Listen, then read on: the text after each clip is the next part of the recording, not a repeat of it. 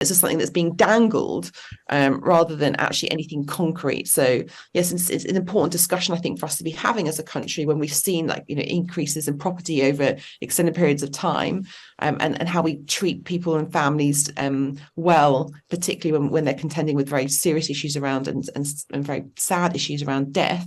I remain to be persuaded that this is something that's going to really make the difference that our country deserves. So let's begin by talking about this story on the front page of the Sunday Times. This plan by the Prime Minister to initially cut inheritance tax, but ultimately abolish it. Now, when we bear in mind, Tim, that this is a tax that only 3.76% of UK deaths actually are paid out on, why is it even worth talking about? Well, because I think a lot of people, Chloe, regard inheritance tax as one of the most offensive taxes that exist, full stop.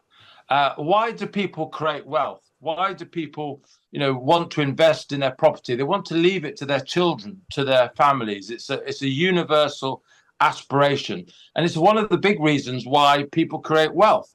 And so you can look at the abolition of inheritance tax narrowly in terms of beneficiaries, as you've just done, or you can see it as a tax on the aspiration to build families and see wealth cascade down the generations. But I think you can also see it as a tax on the creation of wealth. We all benefit from the creation of wealth.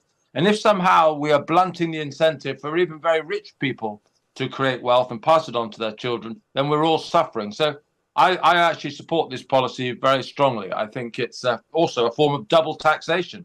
People who've paid tax on all their earnings, all their life, they're suddenly taxed again when they die. And I do think it's very unfair. And I think opinion polls show that's where most people are at. They don't like this tax. And of course, none of us ever know how much we might one day leave to our kids. And so I think people fear the uncertainty of this tax as well. Luciana? I mean, this story presents so many different it presents more questions than it answers in terms of this kind of being the leading thing that the Prime Minister's now proposing at this point. As you rightly point out, this is something that currently only impacts on less than 4% of the country.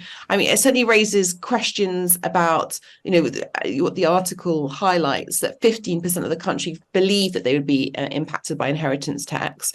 And it certainly highlights also the injustice that the super wealthy certainly do everything possible to avoid paying inheritance tax altogether by putting lots of their assets into trust. So there's questions, I think, to answer around inheritance tax and ensuring that things are fair. But the idea that this is something that's going to, really address the challenges that our country faces at this time, when there's such a small proportion of people impacted, and when in fact, you can combine your assets, and if it's affecting a husband and wife, then it's £1 million of assets. This is something that speaks to such a small proportion of the country, when actually, for me, the greatest issue, if we're looking at what happens at the end of life, is what's happening to our social care. These are the real issues that our country is facing, and yet we see nothing from this government about what we do to contend with that really specific issue. So, Luciane, do you think it's a fair tax?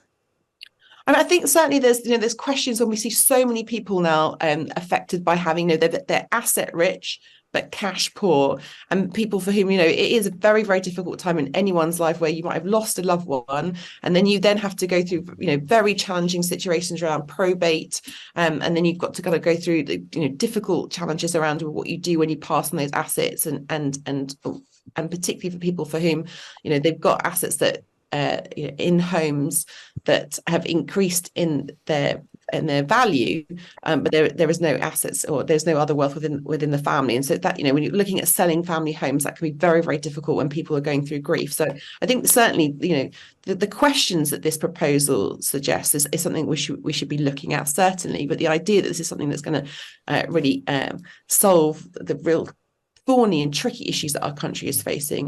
This is just seems like an election sweetener, which, in fact, as we've heard from Jeremy Hunt, isn't actually going to result in any tangible, practical change when we see the autumn statement in just a few weeks' time.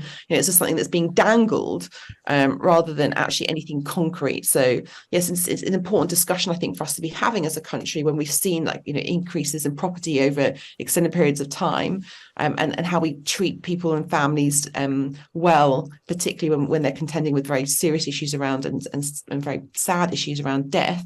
But I remain to be persuaded that this is something that's going to really make the difference that our country deserves.